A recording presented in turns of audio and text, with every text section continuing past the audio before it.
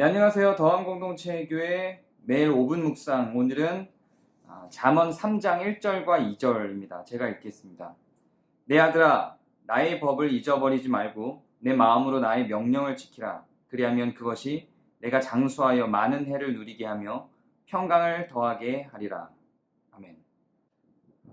하나님의 명령을 지킵니다. 하나님의 법이 있죠. 요약하면 하나님을 사랑하고 내 이웃을 사랑하는 것이겠죠.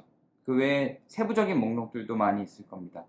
어찌되었든 하나님의 법이라고 하면 기본적으로 어떤 상황에서 어떤 말씀에서 이야기를 하든지 하나님을 사랑하고 이웃을 사랑하는 것으로 다 함축해서 요약할 수가 있을 겁니다.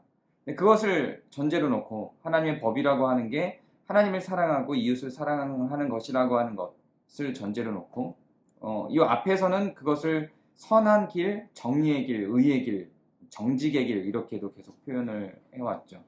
이제 잠언 중후반으로 가면 나오겠지만 이게 맞닿는 지점들이 생깁니다. 어쨌든 하나님의 법입니다.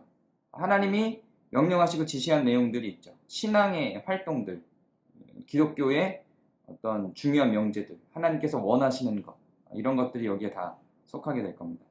자, 그런데 이 하나님의 법을 지키는데 우리는 어떻게 생각하는 게 쉽냐면 하나님의 법은 행위로 지킨다고 생각을 하기 쉽죠.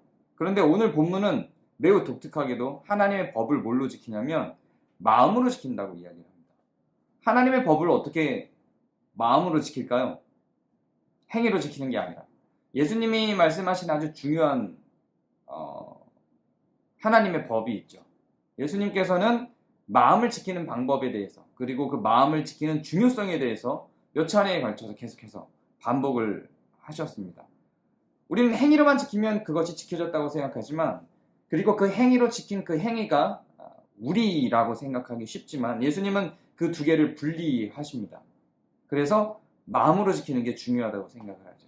심지어는 마음으로 미워하면 살인한 것과 같다고까지 이야기를 합니다. 그래서 살인하지 않았다고 해서 살인하지 말라라고 하는 율법을 지킨 게 아니라 미워하지 않아야 살인하지 않았다라고 하는 율법을 지킨 거라고 선언을 하시는 거죠. 이게 바로 하나님의 법을 마음으로 지키는 겁니다. 우리는 너무나도 많은 상황 가운데에서 마음으로 범죄를 하죠. 마음으로 범죄를 한다는 건 상황과 여건이 갖춰지지 않았기 때문에 하지 않았을 뿐이지 언제든지 할 준비가 돼 있다는 것입니다. 그래서 우리는 무엇을 지켜야 하냐면 우리의 행위를 지키기보다 마음을 지키는 겁니다. 행위를 지키지 말까요? 아니요. 마음이 지켜지면 행위는 자연스럽게 지켜지는 거죠. 행위를 지키는 것에 몰입이 되면 사실은 나 자신을 속이고 위선하기, 외식하기, 좋은 조건을 만들어낼 실력이 생깁니다. 내 마음은 끊임없이 폭력적이고 악하고 음란한데 내 행위들만 그것들을 방어하는 방어막을 구축해서 내가 그것인 줄로 착각하게 만드는 구조를 계속 형성을 하죠. 그런데 그러한 자에게는 어느 순간 상황이 조성되면 바로 악으로 치닫게 되는 상황이 되는 겁니다. 그래서 우리는 우리의 마음을 지키는 것이 매우 어렵습니다.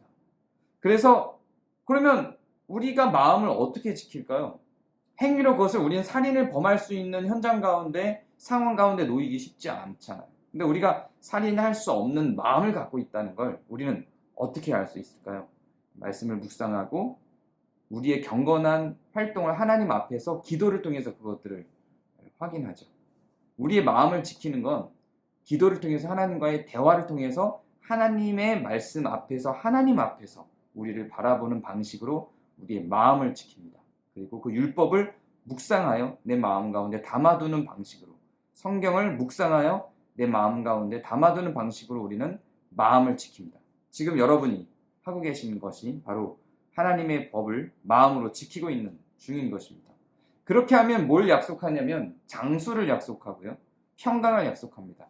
이 장수에 대한 표현이 앞으로 이 잠언과 전도서에 계속해서 등장을 하게 될 건데요.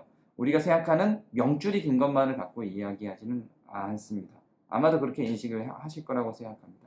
기본적으로 장수라고 하는 것은 지난번에 어제 우리가 나눴던 땅에서의 거주, 풍성한 삶으로의 거주, 하나님의 명령에 대한 수행, 하나님의 복이 같이 하는 것을 통칭해서 이야기할 때가 많습니다. 그걸 왜 굳이 그렇게까지 은유할 필요가 있느냐? 그냥 장수는 장수로 보면 되지 않느냐?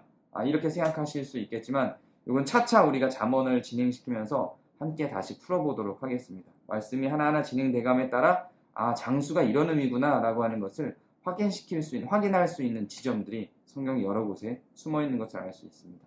이것만을 주제로 갖고 펼쳐질 요절들도 앞으로 등장하게 될 겁니다.